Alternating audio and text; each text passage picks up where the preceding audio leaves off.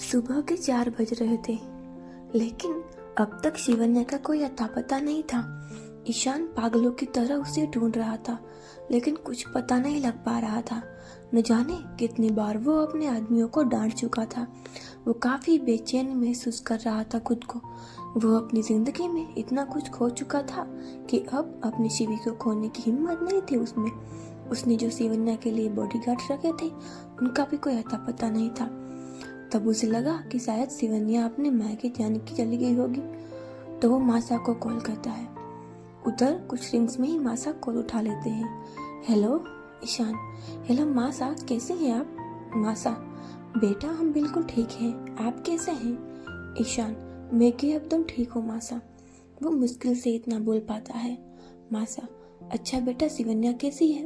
वो फोन नहीं उठा रही है हमारा।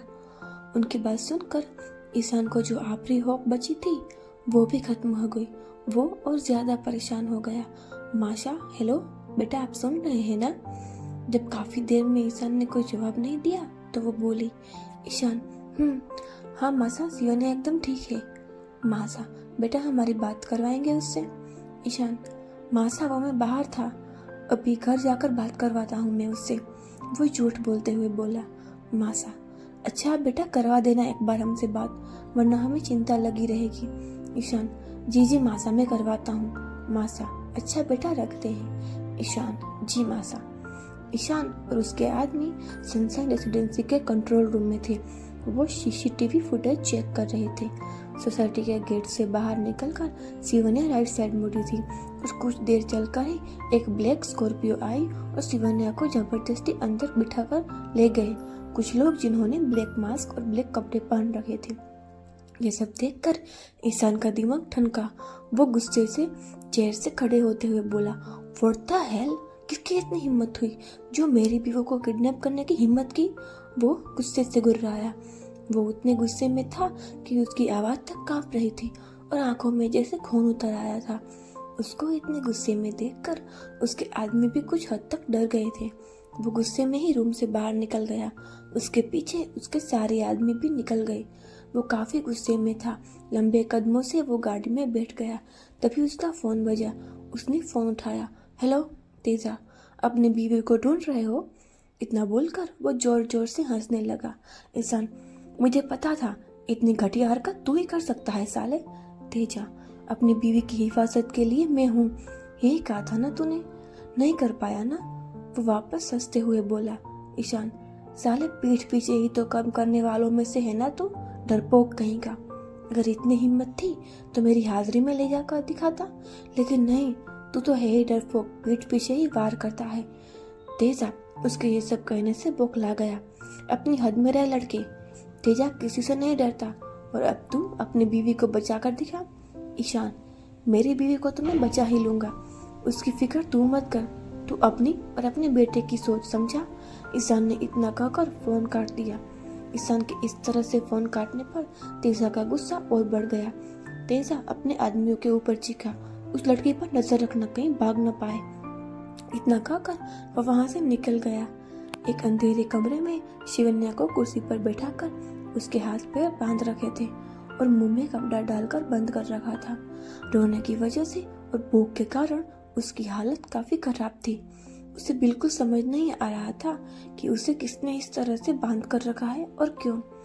ईशान अपने कमरे में था और इधर से उधर टहल रहा था।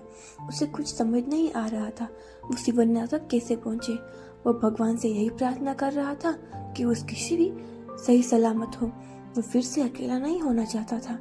उसे शिवन्या के साथ बिताए सारे पल याद आ रहे थे। आंखें नम होने के लिए बेकरार हुई जा रही थी। तभी उसे कुछ याद आता है और एक आंखों में चमक उठी। कुछ रोज पहले शिवन्या रूम में अलमारी खोलकर खड़ी हुई थी। वो कपड़े ठीक से रख रही थी। तभी ईशान रूम में आया। वो उसका नाम पुकारते हुए ही आ रहा था। शिवन्या, शिवन्या, जी हम यहाँ हैं, आ गए आप? शिवन्या, ईशान, हाँ आ गया, इधर आओ। वो बेड पर अपना बैग रखते हुए बोला। शिवन्या अलमारी बंद करके उसके पास आती हुई बोली, जी। वो सिवालिया निगाहों से देखती हुई बोली। ईशान उसका हाथ पकड़कर अपने पास बैठाता हुआ बोला, बैठो, कुछ लाया था मैं। वो अपने बैग से कुछ निकालते हुए बोला। उसमें एक ब्लैक कलर का बॉक्स शिवन्या की ओर बढ़ाते हुए बोला, पकड़ो इसे। शिवन्या वो लेती हुई बोली, ये क्या है? ईशान, खोलकर देखो। शिवन्या ने वो बॉक्स खोला। उसमें 2 वॉच थी, एक पिंक कलर की और दूसरी ब्लैक कलर की। बेसिकली वो कपल वॉच थी। ईशान ने उसमें से पिंक कलर की वॉच निकाली और शिवन्या का हाथ पकड़कर आगे किया और उसकी कलाई पर बांधने लगा। शिवन्या, लेकिन ईशान, इसकी क्या जरूरत थी? ईशान, बिल्कुल जरूरत थी। ये तुम्हारी सिक्योरिटी के लिए भी है। इसमें GPS सिस्टम है, तो अगर कभी भी तुम्हें किसी मुसीबत में हुई तो मैं तुम तक पहुंच सकता हूँ। और दूसरी वॉच उसने खुद पहन ली। इस तरह से वो दोनों एक दूसरे को मुसीबत में मदद कर सकते थे। ईशान, इसे हमेशा पहने रखना, because I can't lose you. Shivanya वो उसकी आंखों में देखता हुआ बोला। आज का दिन, ये सब याद आते ही उसने जल्दी से अपना लैपटॉप निकाला और शिवन्या की लोकेशन ट्रेस करने लगा। ईशान ने लैपटॉप निकाला और शिवन्या की लोकेशन ट्रेस करने लगा। थोड़ी ही देर में उसे शिवन्या की लोकेशन मिल गई। दिल्ली से तकरीबन 150 किलोमीटर दूर किसी गोडाउन की लोकेशन मिल रही थी। ईशान ने जल्दी से अपने आदमियों को कॉल किया और खुद भी शिवन्या को ढूंढने के लिए निकल गया। जब तक वो बाहर निकला, उसके आदमी भी आ गए। 4 गाड़ियों में सब निकल गए। एक कार ईशान ड्राइव कर रहा था और उसके साथ उसका खास आदमी बैठा हुआ था और बाकी 3 गाड़ियां उसके पीछे थी। वो जितना हो सके उतनी तेजी से गाड़ी चला रहा था। वो बस जल्द से जल्द शिवन्या को अपनी आंखों के सामने देखना चाहता था। कुछ 2.5 घंटों में वो सब पहुंच गए। ईशान ने सबको इंट्रोडक्शन दे दी थी। वो गोडाउन के चारों ओर अलग अलग हो गए और पहले बाहर जो कुछ आदमी पहरा कर रहे थे उनको ठिकाने लगाया। फिर सब अंदर घुसे। अंदर भी कुछ 15 से 20 आदमी थे। ईशान सबसे लड़ रहा था और साथ ही शिवन्या को भी ढूंढ रहा था। उसके आदमी भी तेजा के आदमियों को बीट कर रहे थे, क्योंकि ईशान के आदमी ट्रेन गार्ड्स थे और तेजा के आदमी गुंडे। ईशान के गार्ड्स के सामने तेजा के आदमी कुछ नहीं थे। उन्होंने बहुत जल्दी ही सबको खत्म कर दिया। अब सब लोग शिवन्या को ढूंढने लगे। ईशान में अब और सब्र नहीं बचा था। वो एक कमरे में गया। वहां कोई नजर नहीं आ रहा था। ईशान, शिवन्या, वो जोर से चीखा। उसके आंसू अब आने को बेकरार थे। इधर शिवन्या उसी रूम में थी, लेकिन नीचे, मतलब उस रूम में नीचे अंडरग्राउंड में एक और रूम था। ईशान की आवाज जैसे ही शिवन्या के कानों तक पहुंची, वो होश में आई और उसके मुंह में कपड़ा होने के कारण वो बोल नहीं पा रही थी, लेकिन फिर भी वो चीखने की कोशिश कर रही थी। इधर ईशान जैसे ही वापस जाने को मुड़ा, उसने कुछ आवाजें सुनाई दी, लेकिन उस रूम में तो कोई नहीं था। वो आवाज का पीछा करने लगा तो पाया कि आवाज तो नीचे से आ रही थी। ईशान पूरे रूम में देखने लगा कि नीचे जाने का कोई रास्ता नजर आए। उसे एक जगह दरवाजा जैसा कुछ दिखा। वो खोला तो नीचे सीढ़ियाँ थी। वो जल्दी से सीढ़ियाँ उतरता हुआ उस रूम में पहुंचा। उसे सामने ही अपनी शिवन्या दिखाई दी। उसकी हालत देखकर और जिस तरह से उसे बांध रखा था, वो देखकर उसकी आंखों में आंसू आ गए। उसे देखकर शिवन्या भी रोने लगी। ईशान भागता हुआ उसके पास गया और सबसे पहले उसके मुंह से कपड़ा निकाला और उसके हाथ और पैर खोल दिया। उसने शिवन्या को उठाकर अपनी बाहों में भर लिया। उसने इतना कसकर शिवन्या को पकड़ा था कि जैसे उसके छोड़ने से ही वो उससे दूर चली जाएगी।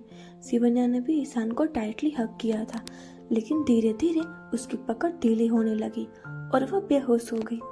ईशान, शिवन्या को ईशान को अपनी बाहों में उठा लिया और जल्दी से बाहर ले जाने लगा। वो जल्दी से अपनी कार में आकर पीछे बैठा और शिवन्या को अपनी गोद में बिठा लिया। ड्राइवर ने जल्दी ही गाड़ी आगे बढ़ा दी। वो लोग सीधा घर गए। ईशान की आंखें नम थी। वो अपनी बाहों में बेहोश शिवन्या को देख रहा था। न जाने कितनी बार वो उसका चेहरा चूम चुका था और आंसू तो रुकने का नाम ही नहीं ले रहे थे। वो जल्दी ही घर पहुंच गए।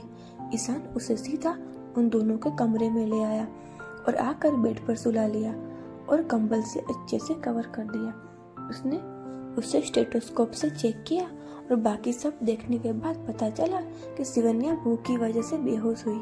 उसकी आंखों से आंसू बह गए। वो रोना नहीं चाहता था, लेकिन शिवन्या की ऐसी हालत देखकर वो खुद को रोक भी नहीं पा रहा था। उसने उसे ग्लूकोज की बोतल चढ़ाई और उसके पास ही उसका हाथ थामे बैठ गया। शिवन्या बेड पर बेहोश लेटी हुई थी, लेकिन वो काफी बेचैन हो रही थी। ईशान ने जब ध्यान दिया तो उसके कपड़े काफ़ी ज़्यादा गंदे हो रखे थे और इसी वजह से वो शायद उसे इचिंग हो रही थी। ईशान ने जाकर कबर्ड खोला और शिवन्या के कपड़े देखने लगा, लेकिन उसके समझ नहीं आया। तो उसने अपनी वाइट शर्ट ली और शिवन्या के पास आया और ब्लैंकेट हटाकर उसके कपड़े चेंज करने लगा। आज पहली बार वो शिवन्या की खूबसूरती देख रहा था। वो सच में काफ़ी खूबसूरत थी। ईशान ने उसे अपनी शर्ट पहना दी और वापस से बेड पर लिटा दिया। फिर वो बाथरूम में चला गया और टब में टॉवेल और पानी ले आया और शिवन्या के पास जाकर टॉवेल से उसका फेस और बॉडी अच्छे से पोंछ दिए। फिर वो वापस वॉशरूम में गया और कुछ देर बाद वो वॉशरूम से फ्रेश होकर आया। फिर शिवन्या के पास आकर बैठा और उसके साथ ब्लैंकेट में घुस गया और एकटक उसे देखने लगा। उसका पहला चेहरा मुरझाया हुआ लग रहा था, होठ पूरे सूख चुके थे। उसने ऊपर होकर उसका माथा चूम लिया, लेकिन उसकी भौहें तन गई क्योंकि शिवन्या की बॉडी तप रही थी। उसे बुखार हो रहा था। ईशान जल्दी से उठा और अपने घर में ही बने मेडिकल रूम में गया और वहां से कुछ दवाइयाँ और इंजेक्शन ले आया। क्योंकि शिवन्या अभी होश में नहीं थी तो वो उसे दवाई नहीं दे सकता था, इसलिए उसने इंजेक्शन लिया और उसके हाथ पर लगाने लगा, लेकिन वो उसमें भी डर रहा था। उसे लग रहा था कि शिवन्या को कितना दर्द होगा। उसने उसे इंजेक्शन लगाया और उसे ठीक से ब्लैंकेट ओढ़ाया। ईशान किचन में आया और शिवन्या के लिए खिचड़ी बनाने लगा, क्योंकि इस हालत में वो शिवन्या को बाहर का कुछ नहीं खिलाना चाहता था। शिवन्या इस वक्त बेहोश बेड पर लेटी हुई थी। उसे इस वक्त सब याद आ रहा था। वो नींद में ही बड़बड़ा रही थी, नहीं प्लीज छोड़ दे हमें, छोड़ दे। वो बड़बड़ा रही थी और आखिर में डर कर उठ गई। वो काफी डरी हुई ही लग रही थी। उसने आंखें खोली और खुद को अकेला देखकर चिल्लाने लगी, ईशान ईशान। ईशान ऊपर ही आ रहा था डिनर लेकर। शिवन्या की आवाज सुनकर वो घबरा गया और जल्दी से अपने रूम की ओर भागा। उसने जाकर देखा तो शिवन्या बेड से उठने की कोशिश कर रही थी और उसे लगी ड्रिप निकाल रही थी। ईशान ने जल्दी से ट्रे साइड टेबल पर रखी और शिवन्या के पास आया और उसे हक करता हुआ बोला, बच्चा क्या कर रही हो, तुम्हारी तबीयत ठीक है? ईशान की आवाज़ सुनकर शिवन्या ने उसे कसकर गले लगा लिया। ईशान, हम बहुत डर गए थे। वो इतना बोलकर रोने लगी। ईशान उसका सर सहलाता हुआ बोला, नहीं डरने वाली कोई बात नहीं है, मैं हूं ना तुम्हारे साथ। और अब अपने घर में है, प्लीज शांत हो जाओ। उसकी बात सुनकर शिवन्या का ध्यान गया। अपना कमरा देख वो थोड़ी शांत हुई। कुछ देर बाद जब शिवन्या शांत हो गई तो ईशान उसे अलग होते हुए बोला, चलो सब कुछ अब कुछ खा लो, फिर दवाई भी लेनी है। शिवन्या ने हाँ में सर हिलाया तो ईशान ने टेबल पर रखी ट्रे बेड पर उसके और शिवन्या के बीच में रखी। खाना देखकर शिवन्या का मुंह बुरा सा बन गया। शिवन्या, हमें नहीं खाना ये गंदा सा खाना। ईशान, लेकिन तुम्हारी तबीयत ठीक नहीं है, इसलिए हल्का खाना ही तुम्हारे लिए अभी ठीक है। शिवन्या, नहीं 3 दिनों से हमने कुछ नहीं खाया है, हम अभी ये गंदी सी खिचड़ी नहीं खाएंगे, वो जिद करते हुए बोली। ईशान, शिवन्या प्लीज, अभी तुम्हारी सेहत के लिए यही ठीक है, एक बार तुम ठीक हो जाओ फिर हम बाहर खाने चलेंगे। शिवन्या, नहीं हम ये बिल्कुल नहीं खाने वाले हैं, अब जितना चाहे समझा ले।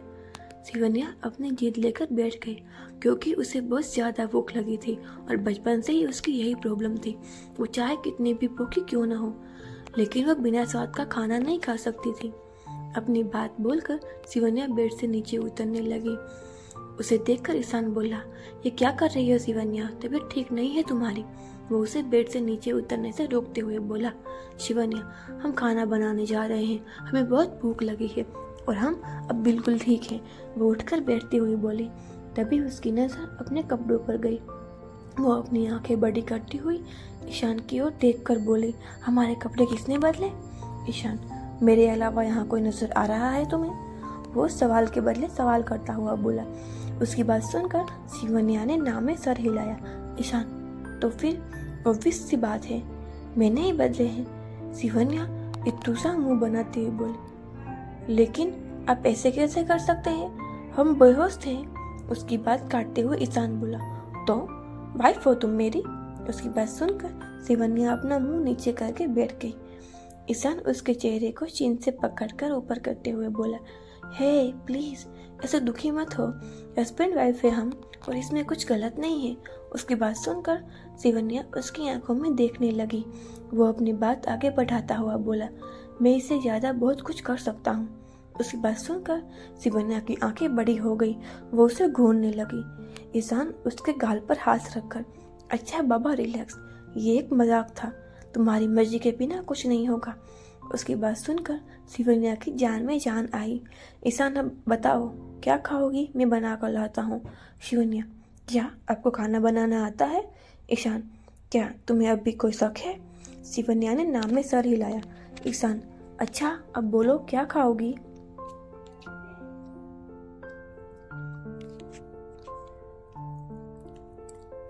शिवन्या, आलू की सब्जी, रोटी और खीर।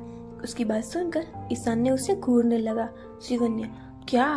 हमें बहुत भूख लगी है और आपको नहीं बनाना तो हम खुद बना लेंगे। वो बेड से नीचे उतरने लगी। ईशान, नहीं तुम आराम करो, मैं बना लूँगा। ईशान उठता हुआ बोला। वो जैसे ही जाने को हुआ, शिवन्या ने पीछे से उसका हाथ पकड़ लिया। ईशान ने मुड़कर उसकी ओर देखा। हमें भी आपके साथ नीचे आना है, वो बोली। ईशान जैसे ही उसे मना करने को हुआ, प्लीज, वो मासूम से शक्ल बनाती हुई बोले। ईशान ने उसे गोद में उठाया और नीचे ले जाने लगा। ईशान, तुम बहुत जिद्दी होती जा रही हो, वो सामने देखते हुए बोला और शिवन्या मुस्कुराने लगी। अगर आपको ये कहानी पसंद आ रही है तो चैनल को लाइक शेयर और सब्सक्राइब ज़रूर कीजिए। प्लीज़ चैनल को सब्सक्राइब कीजिए और कमेंट्स करते रहिए। आप सबके सपोर्ट की ज़रूरत है।